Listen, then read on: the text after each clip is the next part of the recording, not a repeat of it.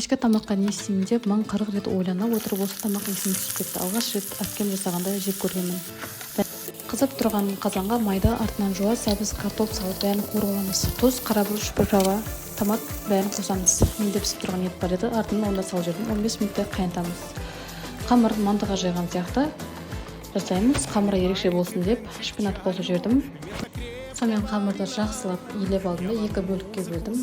Сосын жайып, арасынан өсімдік майын жағып 30 минутқа пісіріп алдым.